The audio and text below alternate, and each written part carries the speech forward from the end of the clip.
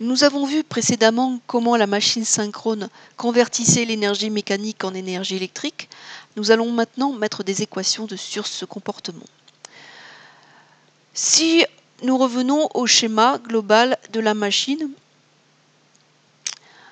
nous avons donc une partie qui va créer un champ magnétique. Ici, ce sont des aimants. Et puis, des bobines qui vont recevoir ce champ magnétique pour créer une force électromotrice, donc une tension. Chaque bobinage va pouvoir être représenté par une inductance, puisque c'est un bobinage, et une résistance en série, puisque ce bobinage n'est pas parfait. Et la force électromotrice, donc en volts, créée par la loi de Lenz, va être représentée par un générateur de tension. Donc ceci, c'est le modèle d'une phase d'une génératrice synchrone. Alors, sur cette génératrice, ce sont des aimants qui créent le champ magnétique. Dans d'autres machines, vous allez avoir des bobines qui vont créer le champ magnétique. Et lorsque vous allez avoir des bobines, il va falloir les alimenter avec un courant IE d'excitation. Eh bien, on va s'apercevoir qu'entre le courant IE d'excitation et la force électromotrice en volts créée, on va avoir une proportion, une équation linéaire, tant qu'on ne rentre pas dans la zone de saturation magnétique. Et donc, on va pouvoir écrire que la force électromotrice en volts, K, est proportionnelle à la vitesse oméga S fois le courant IE.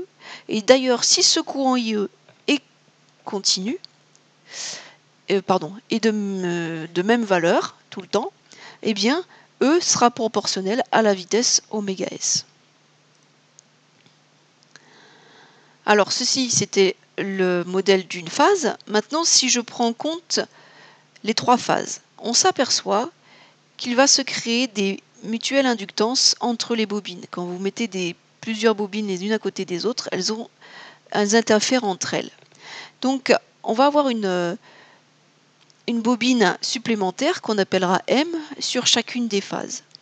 Et on va donc avoir sur la tension de sortie pour la première bobine, la tension de sortie sur la première bobine, on va voir l'influence d'une résistance, de l'inductance avec le courant du bobinage, de l'inductance mutuelle avec le courant d'à côté et de l'autre inductance mutuelle avec le courant IC. Donc, on va avoir un modèle où on prendra en compte dans l'inductance totale, ici, l'inductance de la bobine plus l'inductance mutuelle. Et cette inductance-là, LS, va souvent être notée sous la forme LS oméga. LS fois 2πf, ou XS, réactance synchrone ou réactance cyclique, attention, en ohm. Ce modèle est appelé le modèle de Ben-Eschenburg. Le bilan de puissance, on l'a déjà vu, on le revoit. La puissance mécanique, c'est un couple fois une vitesse. La puissance électrique récupérée, c'est un réseau triphasé, 3VI cos phi. Et entre-temps, on a toutes les pertes. Alors, vous avez différentes machines synchrones, pardon. Par exemple, la machine à pôle lisse, vous avez une photo ici où les pôles magnétiques sont assez plats.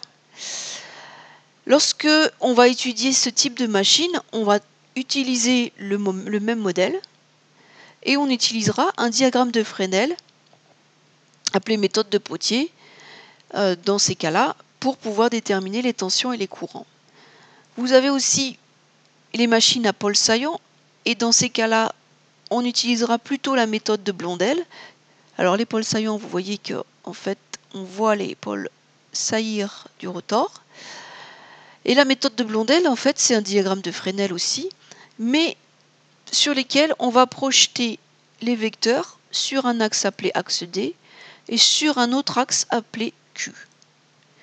Donc notre équation, qui est la même que d'habitude, va pouvoir se décomposer en deux termes qui seront ED et EQ.